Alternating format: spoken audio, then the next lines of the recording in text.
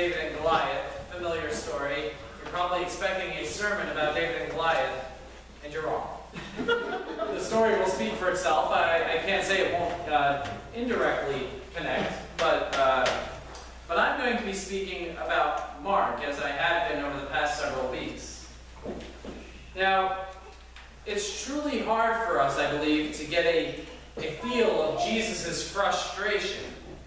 In fact, we have a hard time viewing Jesus frustrated at anything, right? He skipped and pranced along down the Yellow Brick Road toward Oz, and that's right where we like to keep him. But Jesus is frustrated. And it's hard for us to get a sense of that frustration, to get a feel for it. We often read this verse very passively.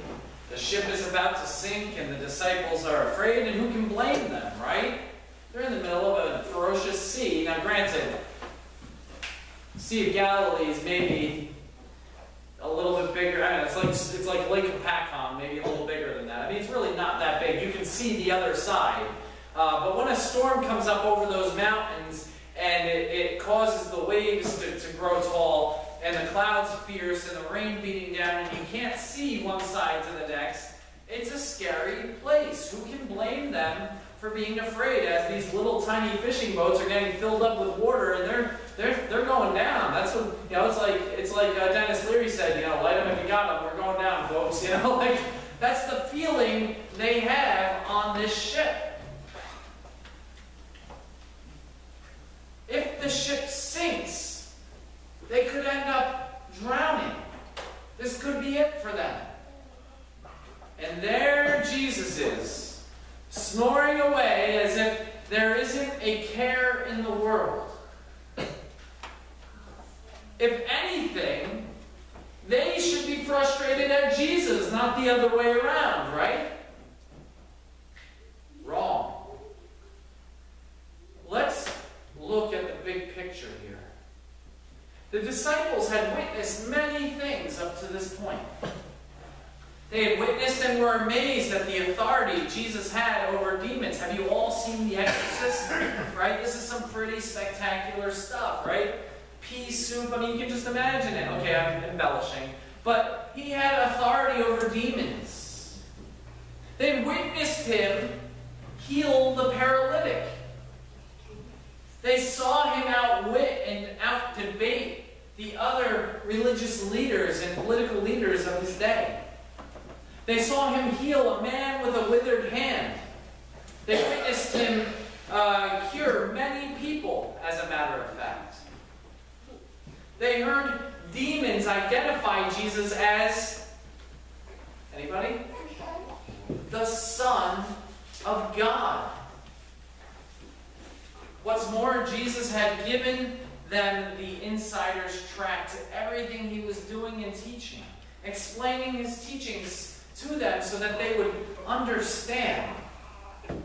Yet they never did understand. With all of those things, with all the things that the disciples had witnessed and saw, how could they find themselves in such a state of fear and panic? I mean, we're talking about a guy who can, at the snap of a finger, kick demons out, send them into pigs, and watch the pigs drown. We're talking about a guy who can cure the lame, and he can cure the people with withered hands, and he can cause the sick to rise out of their illness into health. We're talking about a guy who had no education, who can out-debate and out-teach and outwit the wittiest of people in his land. We're talking about a guy who's been identified by demons, let alone anybody else, as the Son of God, and the demons tremble at his presence. How could the disciples be in a panic in this moment with Jesus on the boat? When on their very boat, they had the one who had done all of those great things, even sending demons back into the abyss, the one who commanded silence from raging evil spirits, the one who commanded illnesses and disabilities to disappear, the one who made fools of the supposedly wise. All of those things that we've discussed. How could they not So yeah, Jesus is frustrated because they should know who he is and what he is capable of. They should know that if Jesus is okay to sleep in the boat during a storm, maybe they're okay to sleep in the boat. And if they can't sleep, at least sit there gripping the edges going, we'll be okay. You know, Jesus is with us. They should know because he has shared that with them. They should know who their Lord is. Otherwise, why are they calling him Lord to begin with? So yeah, Jesus is frustrated when he stretches out his hands and he shouts, "Peace! Be still." Was he calming the raging seas in that boat? Or was he calming the panic, fear-filled hearts of his disciples? Peace. Be still. Yeah, Jesus was a bit miffed when he cried that out. Why are you so afraid? Have you no faith? What will it take, if not all of the things they have experienced and seen, for them to actually believe? What will it take? What do you want me to do? Walk on water? I mean, come on. What else do you need to know who I am, besides what I have shown you and given to you? That question holds true for us too. We laugh at the disciples who are so afraid in that storm. And yet when storms hit our life, where's our faith? What will it take for us to actually believe that if we do have that faith the size of a mountain or a mustard seed, we can say to that mountain, "You go move and throw yourself into the sea"? We teach that to our kids in Sunday school, but do we really believe it? Do we believe that with that little bit of faith I can cause a mountain to jump into the sea? If I stood outside and turned to the Delaware Water Gap Bridge and said, "You throw yourself into the Delaware Water Gap," would you believe? Would you think I was crazy? Yeah. What will it take for us to actually believe that Jesus is Lord and that Jesus is on our boat? What do we have to fear? Do we not think that Jesus can handle us being a small church with limited resources? What more do we need than Jesus? Do we not think that Jesus can handle the times we find ourselves in? Do we not think that Jesus can handle the fact that kids are out playing sports on Sunday and that we see nudity on TV and there's swearing going around and morality in America seems to be on decline? Do we not think Jesus can handle those things? Let me tell you, have you studied the Roman and Greek world?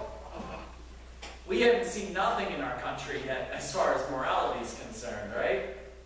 Like, we're talking about sex in the temples, pardon little kids. We're talking about things you wouldn't imagine. Do you think Jesus can't handle the morality problem in our day and age? Do we not think that Jesus can't handle the conflicts and the financial situations and the other things that seem to create a stir in us, and not just us, in all churches, in all communities?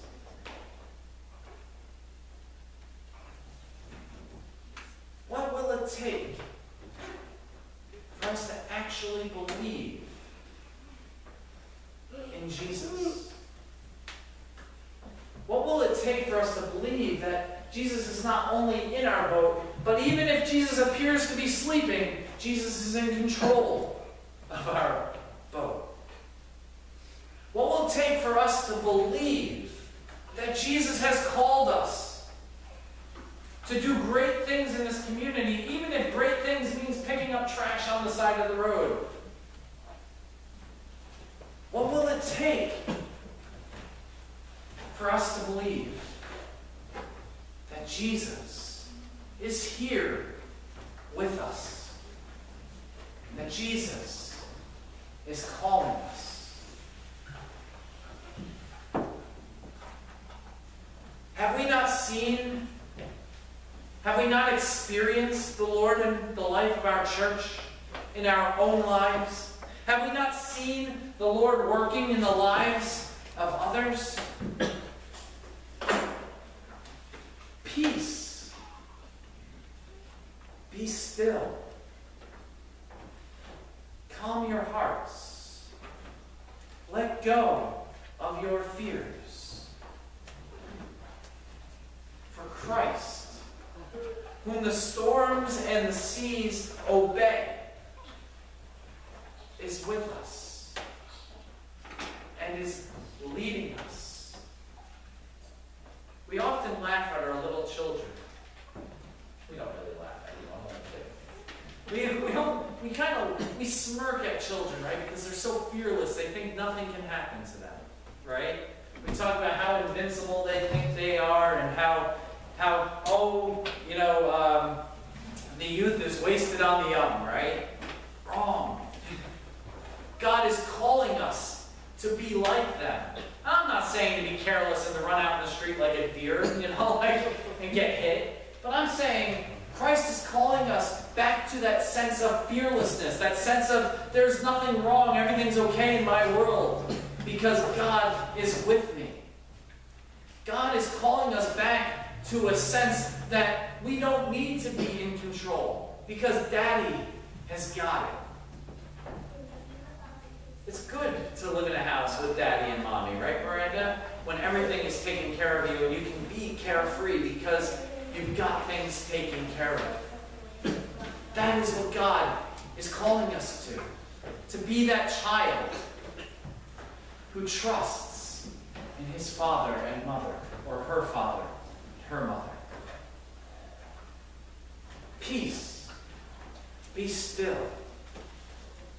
Stand up in faith and believe. Amen. Gracious God, you've called us to be your disciples. You've called us to be your disciples. But so often, we allow our fears to get in our way. Lord,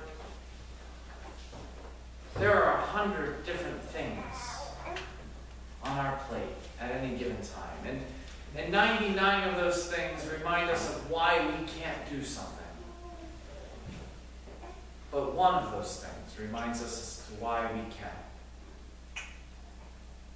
Help us, Lord, to be the one and not the 99.